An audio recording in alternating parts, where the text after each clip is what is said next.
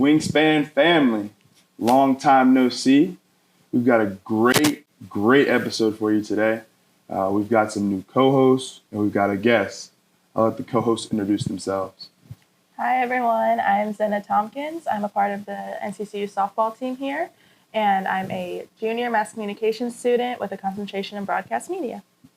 Hey everyone, I'm Kwadjo Steele. I'm Associate AD for Student Athlete Support here. We're going to get into some homecoming regulations. Now, there were a few precautions set on homecoming. One of the main ones is that everything will shut down around 7. So what are your guys' thoughts on that? I think it's good. Me personally, I think last year there was too many problems during homecoming. I think starting a new regulation of just maybe seeing how it goes this year, I think that's very good just to see if things run smoother per se. Yeah. I think from an athletic perspective, my focus is really on the games now. So most importantly, we're trying to get a win. And then you're looking at the stadium atmosphere, which I've heard a lot before I got into HBCUs that people didn't attend the games. But when I've been, the stadium is packed. So it's a great environment for fans to see a really good team compete. And I think we have Dale State coming for that. So there's a little extra fanfare that's going to come with that piece. And I think outside of that, homecomings are always a challenge for leadership because the number one thing is you want people to be safe. And so safety has to come first.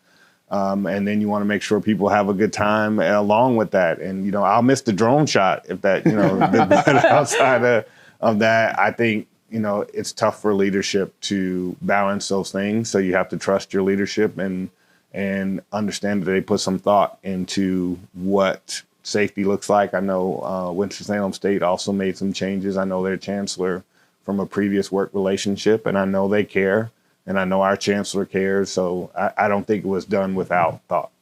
If you guys were to tweak the regulations, what are some tweaks that you guys would make? I would have everyone off campus by like 8, maybe not 7. Right. I think the biggest attraction, honestly, is the Greek Bowl post game. Yeah. Because it's dark, there's DJs, it's just vibes down there, and at 7 o'clock, like in broad daylight, no adult that's over 30 is going to feel like they're going to a darty with a bunch of college kids. Right. So I think that would be the biggest thing I would change. One thing I did not mention, but I did like, is that they moved the parade the week before. So the front of campus will not be nearly as busy, which I think also will help with the movement. Did not know they moved the parade. That's good because we're normally in it. So I probably should know that information. I don't know. I would say I'd ask,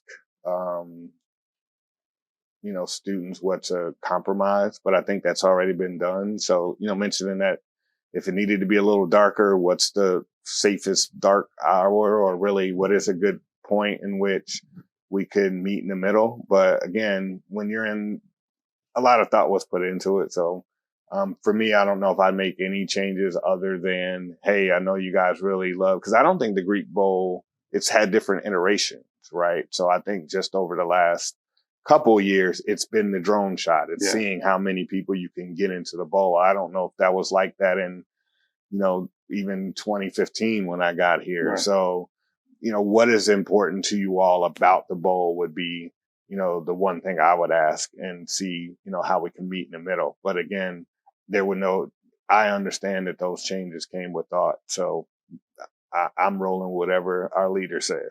But our main topic for today, the main SOAR, will be funding for HBCUs. I'm glad I got this topic in today because we've got Kwadjo with us. Kwadjo, do you have any overall thoughts, just briefly, of funding for HBCU? I was wondering why you made me the funding for HBCU expert. I'm actually not, but I do have my major thought, particularly with my position working with student athlete support. I get to spend a lot of time with you all in your stages of experience. There's a lot of investment that's worth it with you all. I think our students and our student athletes are worth investing in. And that's my biggest thing, right? Is that there is a good product on campuses to invest in. The next thing is, I think we're not as nuanced about where funding comes from And so we think everything is about giving. So I'll take it from I've been in athletics 20 years, right? So I'll take it from our perspective. When people say athletics needs more money, what do you think they're thinking about? Football, basketball. But where do you think that's going to come from? Government? Yeah, state mostly. So state, but the biggest revenue driver in athletics is TV money, right? Mm-hmm. So if you have a TV contract like a Big Ten or an ACC, that's where a lot of your money is coming from. So if you're saying, well, fund athletics more, the top funding model may not exist right now for HBCU. So now you go to kind of the next thing.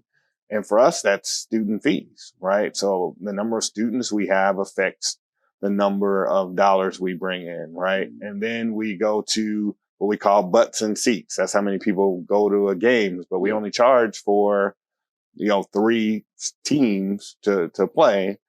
And then you can get into donor stuff as well, right? But a lot of times it's not just small donors, it's one big donor. So some of these Power 5 schools will have one donor who owns an oil company that will give them, so I think we have to think about it as more sectional. All things are important, but there's not one source. There's not one fix. But we should all understand it. It's worth giving to HBCUs because of their products that they put out.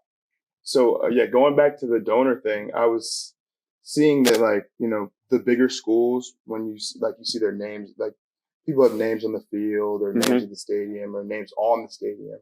And I just see I just think back to alumni funding is kind of the biggest thing, especially in athletics. HBCU funding, they have that, but it's just not to the extent. I don't think it's the money aspect of it. I don't think it is. I just think people at the bigger schools want to give more money back to their school more than, other HBCUs. Not Central though. The alumni are amazing at Central. Shout out to all of you guys watching the podcast. We love you so much. Thank you. Well, people want to give the winning teams is the way I think of it. But I'll talk about, I went to Ohio State, or the Ohio State University. And that is a institution that, first of all, I've been there a long time and had, money from the state, as you mentioned, for a long time. And then a large donor base and a different pipeline of donor. But it still boils down to they still have a group of donors. So people are willing to give, smaller amounts, but they still target people who are making, millions, billions of dollars, or corporations to also fund some of their what we call capital projects. So, and I hope Chris Jones is proud of me the way I'm describing this, because that's really his area. But what I would say is,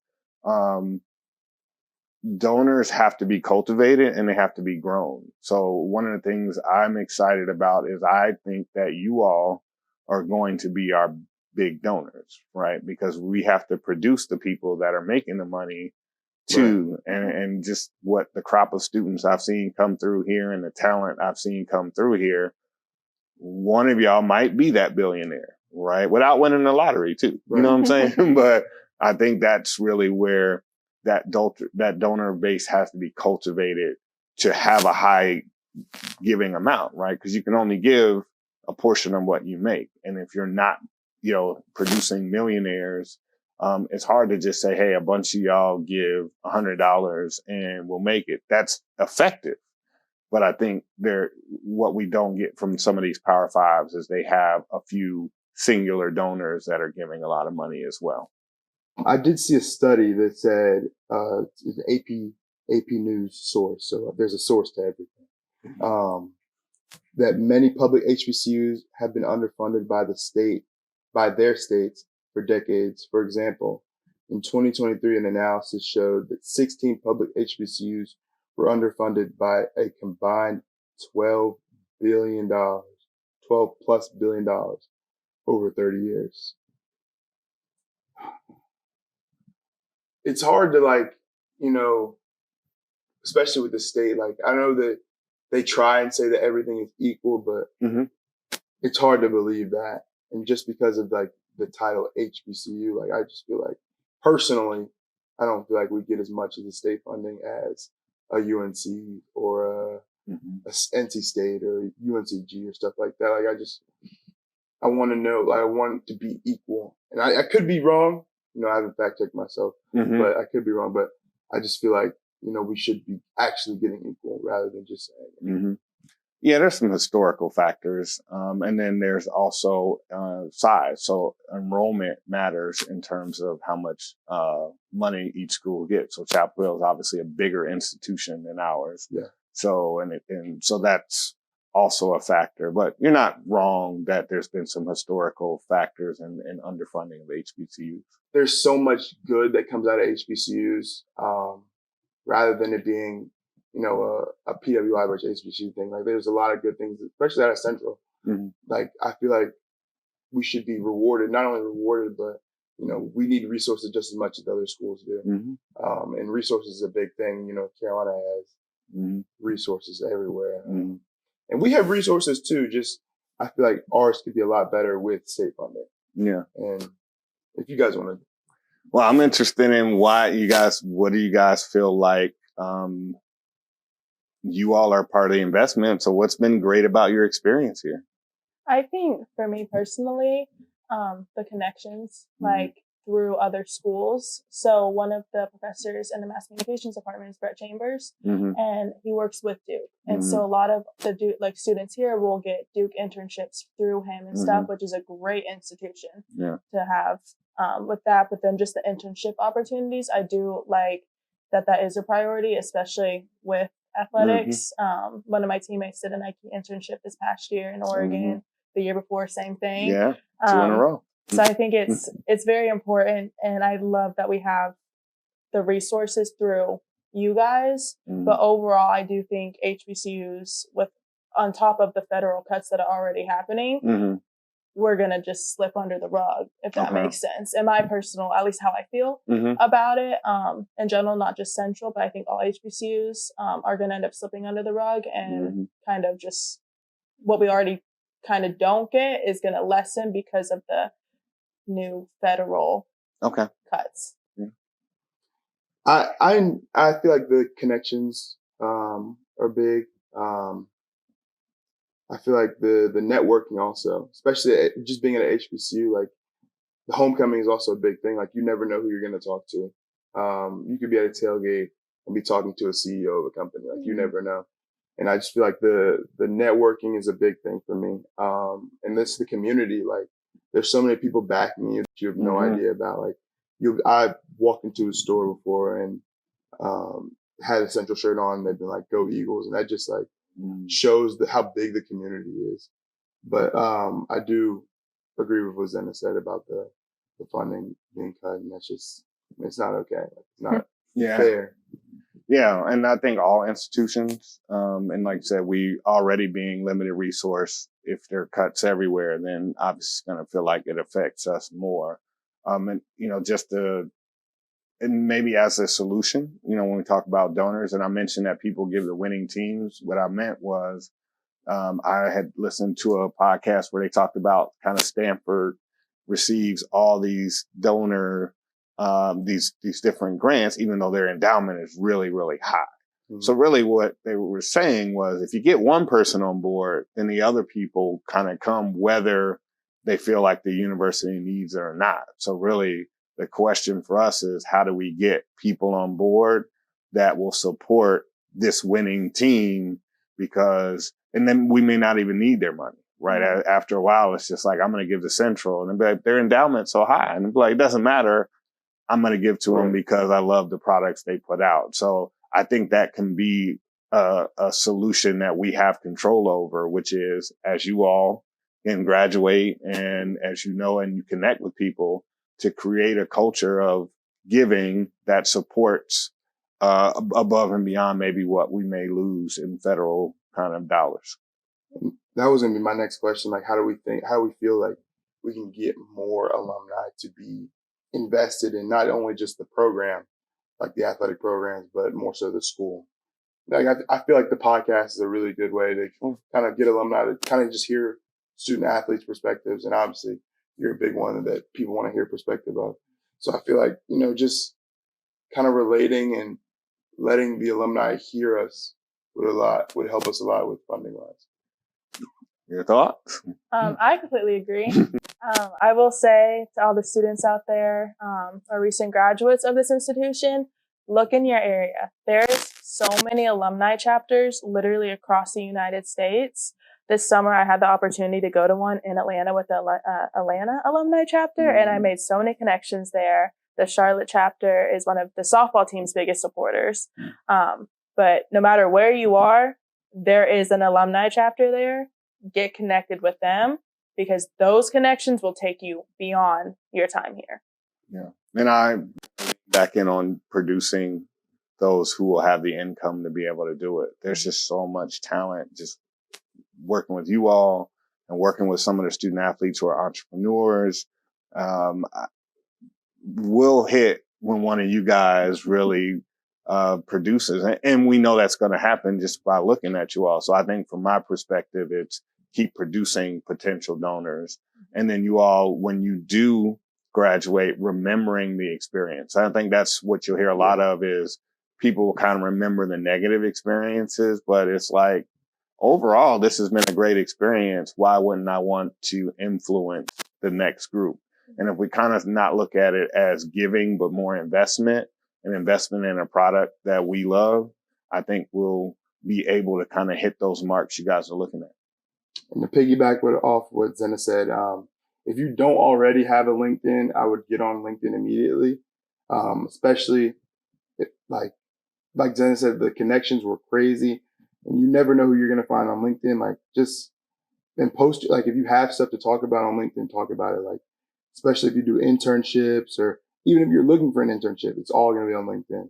And there's going to be alumni who are looking to support you just because the central behind your name or the fact that you're a student. So get on LinkedIn and optimize your opportunities. Do you guys have any last thoughts on the funding of HBCUs? No, but you gave me two heavy subjects, boy. I wasn't ready for all that. I thought I was going to have a lot more fun topics. Wingspan is brought to you by G. Allen. G. Allen Incorporated is dedicated to providing the highest quality service in the promotional products, embroidery, screen printing, and apparel industries. Our first and foremost goal is to meet our customers' needs with products that are designed to reinforce their brand and execute the message. G. Allen Incorporated aims to make the purchasing process simplistic and non-intrusive, as we know that our clients' time is valuable. G. Allen Incorporated will be synonymous with their superior quality, integrity, and on-time delivery. We will strive to be innovative and creative by keeping a keen eye on new products and techniques. We will look for avenues to expand our reach and opportunities for growth, keeping in mind our responsibility and accountability to our clients and our community. I'm with G. We're going to get into these fun topics. Our last segment, Wing It. So, Kwadjo, what is your favorite central memory? Whether it be with sports teams or whatever the case may be. That is a tough question. My favorite. There's so many of them. Well, your top five, if you have a top five. Well, I actually go with my favorite because I won't alienate any teams with this. So I was part of what's called a NCCU Leadership Academy or Leadership Institute. And so it's looking for people who want to be athletic directors and administration. And so we were stationed in Chapel Hill, and one of our days where they took us out to different institutions that they thought kind of matched our resumes and skill sets. And I ended up at Central. And so we come back, you know where the conference room is? So downstairs on McDougal, right? Yeah. Come in there, and there's this spread of macaroni and cheese and fried fish. And I mean, spread, like all the stuff that be at the games they had in this room. And I could not stop talking about that when I got back. Like, I was just like, this is amazing. I didn't believe they even, everybody else went to state and they had sandwiches and stuff like that, which ain't bad, but they didn't have the spread we had here. And then my very next conversation was with the AD at the time, Dr. Ingrid Wicker McCree, and she talked about the balance of being, a mom and being an AD and me having children. It just was really awe-inspiring to hear that you could do both. So that's my favorite memory at North Carolina Central. Well, Xenna, Wingspan already knows my favorite moments. What are your favorite moments? I think my favorite moment from Central is, okay, I have two. Okay. First time ever, like, coming to campus. I was homeschooled. Fun fact about me. Did not know that. So I'm the youngest of 7 kids too. So like I always toured like college campuses with my siblings, saw them go off to college, but like I was home. And then finally like watching my parents drive away, I was sad, but I was so excited because I was like, welcome to college. Like, and then my second one honestly was meeting the team, like actually doing something together with my softball team my freshman year. They taught me so many things in the first day. Cause like, I'm not gonna lie, I didn't have much culture in me. I didn't know what, if I'm being completely frank. That's fair. So I learned all about hair. I learned all about, okay, I'm gonna be real. I didn't know you lotioned your skin after every shower. Oh, wow. Oh, wow. Okay. So they taught me so many things. So I think that's probably one of my favorite memories is just my freshman year team. Just the things they taught me about life was crazy. Yeah, those locker rooms are really special. Yeah, the locker room talks are really serious. Yeah. Kwadjo, what were your first impressions of the hosts? Oh, that's a good question. So I know Xenna talked a lot, but she's always in the study hall, and she definitely talked a lot. I don't remember my first impressions of you exactly because in football you kind of move as a conglomerate, and then later you start to realize people are different. So I think for me, one, I've just been a fan of just kind of how football moves in terms of organization, and most of the guys care about stuff. I think frankly my biggest impression was watching you and CJ, and I was like, oh man, like these guys are really fun. And then following you on LinkedIn and seeing the stuff you're doing about with announcing. And then Xenna has been more of a personal, you just see her all the time and you get to see her kind of grow and blossom. Just knew she was doing the TV stuff at the football game, but for her, just watching her kind of grow and not be as rebellious. When they first come in as freshmen, I was a little crazy. A lot of the freshmen are like, I'm grown. Why am I doing this? And then to see that kind of grow into you're showing, athletes around now, recruit. So yeah. It's been an ongoing impression. Now, Kwadjo, I may get you in trouble for this question. As long as I don't get fired, I'll be good. What is your favorite NCCU sports team? I don't have one. So good. They all are good for different reasons. Okay. What I will say about all of them is they're people that care about things outside of just their sport. And I think that's important that you're versatile. So, but they're not trying to win, right? Like we have a championship culture in all areas. And so they all have different things that I like about them. Yeah. I can honestly say I don't have one. I think they all have things that I like about them. They all have some of my favorite moments. Yeah. I could go through all of them, but yeah, I love the group. I mean, I think that I would put you guys up against any athlete group. They're just really cool people. Really, I don't know if you know how many of them know how to solve Rubik's Cubes, but that's crazy. Like, I think we're at 5 of our student athletes can solve Rubik's Cubes. The amount of y'all that play chess, is crazy. So you say you don't do either. Y'all got that. But there's just so many things that I learn about people that I love all of our teams. And I think they're all lethal when we're talking about in terms of athleticism. When you think about funding, as we talked about, we're not the highest funded in any sport, but we're going to get you. You're going to see us on the field. We got something about us that we're going to get at you. And I've been to enough of these tournaments and talked to enough of these, ADs and stuff, and people look around their shoulders to see what we're doing. Because they know, we're coming, which is one of the reasons I was like, my mantra for us this year is win everything. Because I think people are looking going, well, they got it academically. They got it socially. They're so well-rounded. now really it's just win all these trophies and win as many trophies as we can, keeping that same culture. So yeah, super excited. And like, I think I picked a really good place to be. And Kwadjo, I know you have a team with you. Can you talk about like your team? And 'cause I hope you're not doing this all by yourself. I am clearly not doing it. If you see a calamity, then I'm doing it by myself. But interesting enough, I've been, this is my 11th year, which is crazy. I've had different iterations of a team. So I have, plus me, there are 4 people, 4 full-time staff that I have. And then we also have student volunteers. We have some people who are doing internships from the social work departments. We call those mentors, but we're based in University College. So I have that team. And what I'll tell people is we've created a Power 5 structure with limited resource environment. So a lot of people doing stuff for free, a lot of people doing stuff because they care.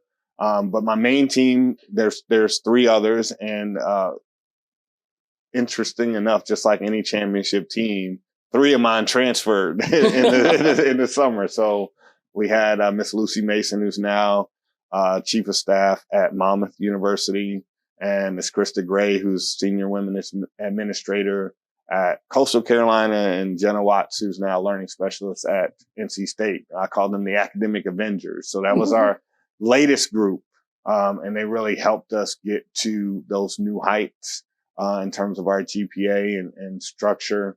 And now I have Miss Haley Ledbetter, and this is her first time working in athletics, which has been kind of a cool thing. A lot of my staff are first timers. Krista had experience, but Xenna, it was her first experience.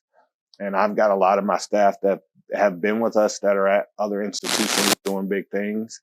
And then we have some of our interns now doing big things. Miss Tiana, who we work with you all, is at Colorado working with their football program. So now I'm looking for 2 more team members. And, you know, what I love is that I really search for people that are in alignment. We believe in you all having accountability and structure, but it's your show, right? What you do in the classroom, good or bad, is yours.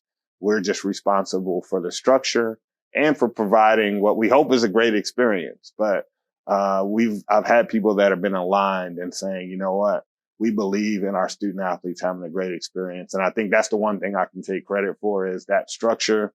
I don't believe in my staff being stressed if Tyler doesn't do his homework. Like, Tyler didn't do his homework. Tyler didn't do his homework. Did we have a structure that would allow him to maximize the experience? Those are the things I would get upset with. And I think people have bought into that. So looking for 2 more people right now. So, you know, people know a little bit about Kwadjo now. Tell us about Kwadjo coming up. Well, I'll go quickly. Only child, born in Harlem, in New York City, then moved to Dayton, Ohio when I was 13, and then moved one more time high school. Senior year, moved to Westerville, which is outside of Columbus. I was a walk-on at Ohio State. And then I earned a scholarship my last 2 years. I was a zoology major, which is a whole conversation in itself. And I like to say, as far as an athlete, I've been a walk-on scholarship player. I was on the worst team in Ohio State basketball history. And the very next year I was on the Final Four team. So, I've had the full experience of being a student athlete. Definitely somebody a little bit shy, reserved as an only child, but sports helped me sort of come out of my shell. I think that for me, particularly in your shoes, college gave me so much, which is why I enjoy working with students now, right? It gave me that freedom, that ability to learn from others because I was an only child. Athletically just took me places I dreamt about, but taught me a lot of hard lessons too. Right. Like it is, as y'all know, this is not for the faint at heart. I got, so coming up, I definitely didn't imagine where I would be, but had a great upbringing, a lot of people that supported me, and, did not always listen to the lessons I'm giving you all, which is kind of necessary. But one I will say I did was I used my resources. I was not the best student. Probably average student coming out of high school, average athlete, but I really cared about things. I really loved athletics and I really cared about learning. And so I lived in office hours. I was that dude. And really just, I think work ethic and care was what got me, to those different levels. And Xenna, the Wingspan family may not know about you as well. So feel free to give a deep dive into Xenna. Okay. I was born in Georgia. I moved to Indiana when I was 4, so I grew up in Indiana. We moved back to Georgia when I was 15. Like I said earlier, I'm the youngest of 7 kids. Ooh, so wow. What youngest? Oh, you spoiled then, right? Yeah. So my dad had a marriage before my mom, so those 2 kids have like their own names. So all me and my siblings all have X names. And then I've been playing softball since I was 6, maybe. I think 6. I wanted to do basketball, but what got me was I didn't like the shuttles or whatever. Sprint? Oh. The suicides. Okay. I couldn't do the suicides. I'm not a runner. I also am the only one in my family that's never ran cross country or track. I don't like running. So that's the reason why you had to park before you came here. I see it. This morning about took me out. I was homeschooled. I was homeschooled from 3rd grade all the way to graduating high school. At one point, my mom homeschooled all the kids, and I am the 4th collegiate athlete in my family. Mm-hmm. What are the other 3? Swim, basketball, softball, and then softball. Oh, swimming is legit. Are they all at schools in Georgia or? Everywhere. Okay. So my brother went to a school in Iowa to swim, and then Lexi, she went to a school in Indiana to play softball, and then Serena, a school in Indiana to play basketball. Trying to think of anything else. Oh, I've traveled to travel softball. I've traveled to, I think it's 27 or 28 states. Wow. What is the biggest thing North Carolina Central has taught you? I think for me, coming out of my shell. I was very much so, even last year, just kind of a way back, kind of just see what everyone else does, see the vibes, if you will. And being at this school has taught me, like, you have to go get it if you want it. So you can't sit back and just, like, wait for everyone else to have their turn. Like, it's okay to have your turn too. Yeah. So I think that's the biggest thing this school has taught me. And also, like, it's okay to just, like, sit out of things as well. Sometimes, like, in friend groups especially, I'm a grandma. I'm in bed by 8:30 playing bingo. Literally, I play bingo every single night. So just understanding and learning myself as a person, understanding what my boundaries are, because I really didn't have many coming here. I was like, oh, okay, I'm okay with whatever. So learning boundaries, going and getting what I want, just getting out of my shell. And yeah. Play bingo like at the bingo halls? No, there's this, I'm an iPad kid. Oh. Yeah. So I downloaded bingo and I literally lay in my bed playing bingo every single night. That's interesting. Mm-hmm. You have to graduate to the bingo hall. I'll say personally, North Carolina Central taught me how capable I am. Like, I think I tell people I have self-belief, but I have, a level of insecurity like a lot of people. But as a leader, North Carolina Central and the people that invested in me here, it's like kind of the first time people heard an idea from me and said, like, you're really intelligent, right? Like, not the idea is intelligent, but like, you have something. And I think that's was needed at my time in my career.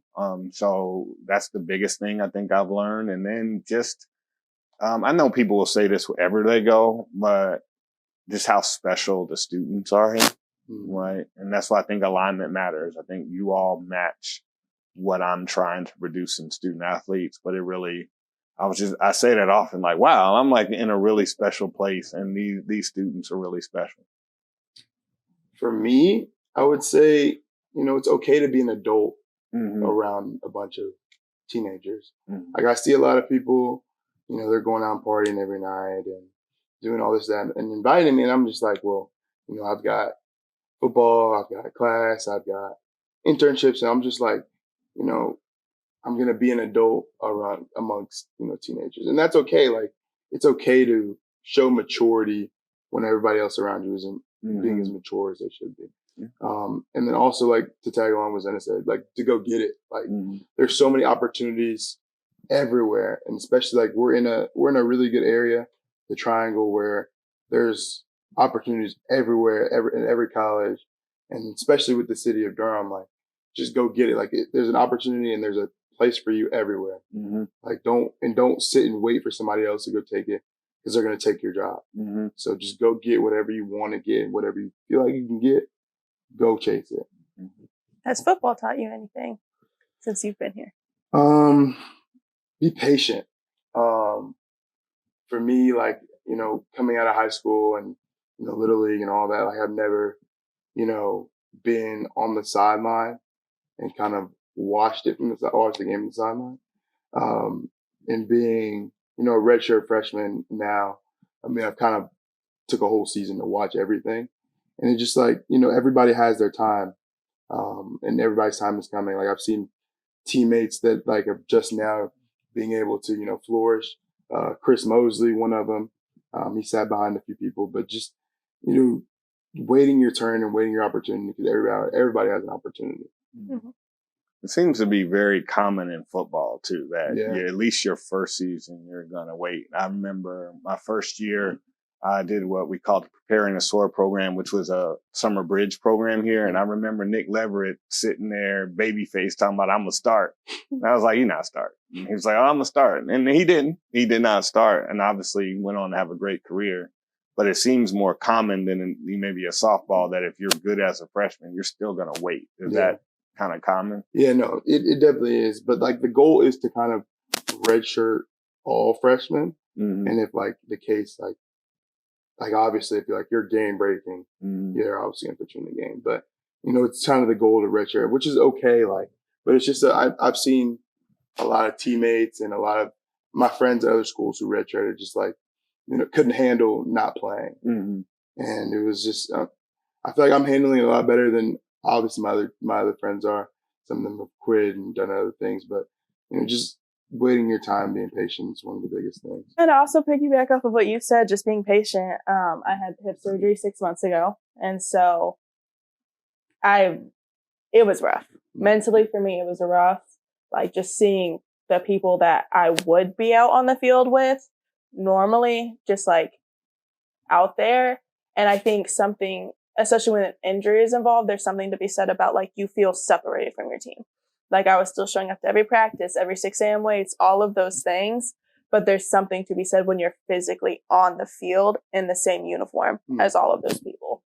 And so for me, I think that was the hardest part. But also they taught me that there's always going to be people in your corner.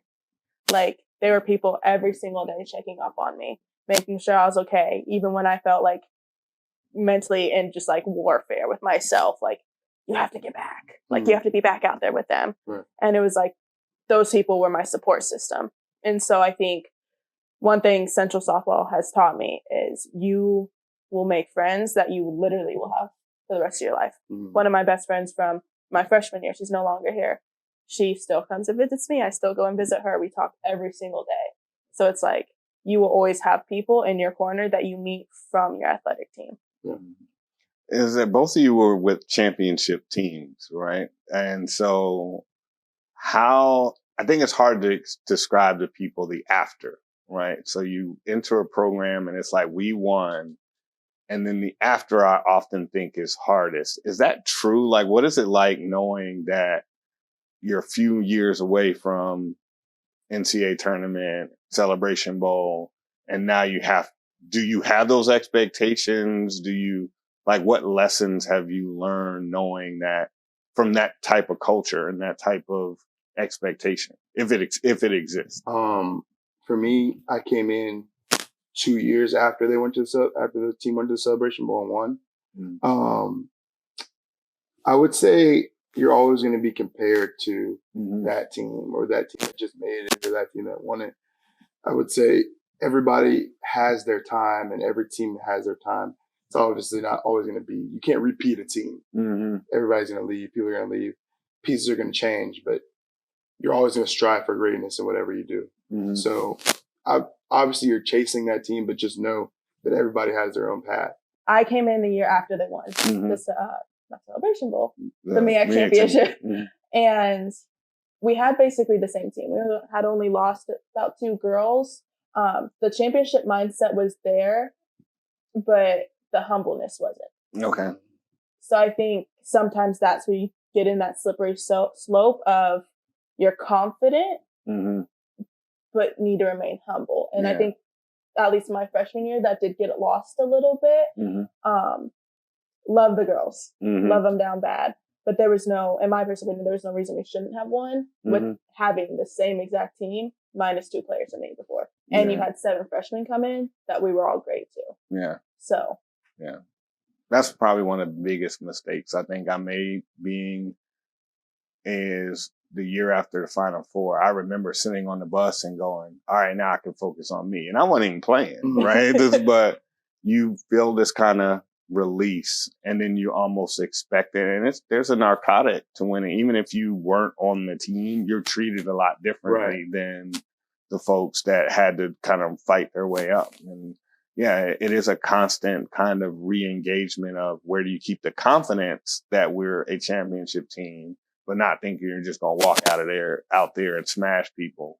But I also think it's a great lesson in life that, let's say, all of our teams have been in this kind of sphere where championships are going to be won, and just how to maintain that mentality without losing yourself. So I was just interested in, I learn from you all often, right? Being so removed of how does it feel to know that the expectation is for you to win everything, right? We expect you all to win on the field, 3.3 in the classroom, do all the internships. And I don't know if that's always fair, but I like to check in sometimes to figure out, how you all feel about that. So thank you.